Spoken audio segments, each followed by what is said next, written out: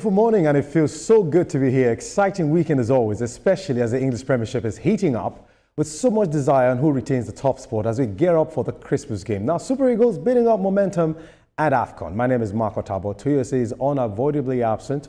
She's not much fit today, so I'm riding alone and banking on the airways to sustain my guests on Zoom. Now, taking the first story today, Joshua's frustration grew as Paul danced around the ring for long stretches, avoiding sustained exchanges. The two-time world champion finally took control in the fifth round, knocking the YouTuber turned boxer down twice.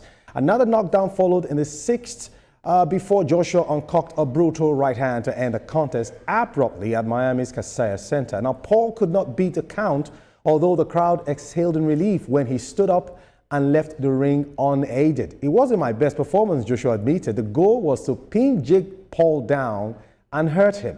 It took a bit longer than planned, but the right hand got there in the end. Of course, I've got my very good friend who's standing by online for me. His name is Ungo Dauda, a.k.a. Dion. Dion, it is indeed fantastic to have you on the show this morning. How are you? I'm very fine, thank you, Mark. How are you doing? Now, let's talk about the Jake Paul-Joshua fight. Now, you saw the whole build-up, the whole momentum that came with it. I wasn't too impressed because it's a YouTuber, for God's sake. Joshua should be doing serious fights and knocking out opponents and all of that. We've seen quite a number of issues around the fact that people are beginning to doubt his power as that defeat against Usyk kind of put him in a very tight spot. But some people did say, look, boxing doesn't have all the years, at your end. You have to just make all the money you have to make and do what you have to do. So from your perspective, when you heard about that fight, what was your impression initially?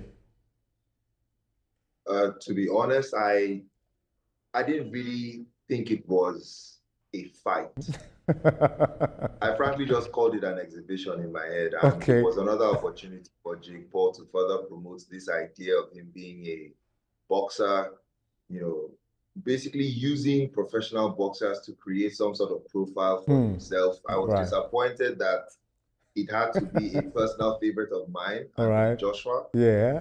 And at the end of the day, I just thought, well, it's Jake Paul. Once Netflix comes on, they're going to make some money. So maybe that's what AJ settled for at the end of the day. All right, now let's look at the health of boxers when it comes to fights like this. Now, there were worries initially as to why Anthony Joshua should have gone for such a bout because he could have hurt this guy. This guy was knocked down 4 times in 6 rounds. I saw that knockout punch.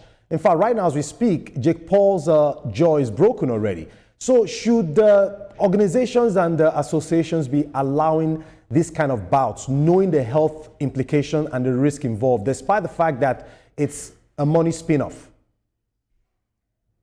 The truth is, at the end of the day, there is a level of preparation that Jake himself puts himself through to be able to fight.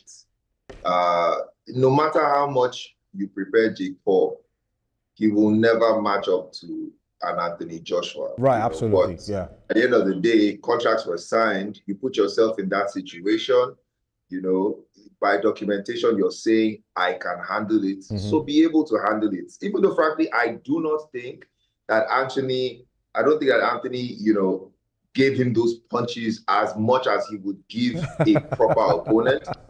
If you think about people like Klitschko, if you think about people like Usyk, you see when Anthony wants to land a blow, he throws the blow. Yeah, he does. So, like I said again, this was just an exhibition. He tried to make it look fair for Jake, and Jake got what he wanted at the end of the day. All right, thank you.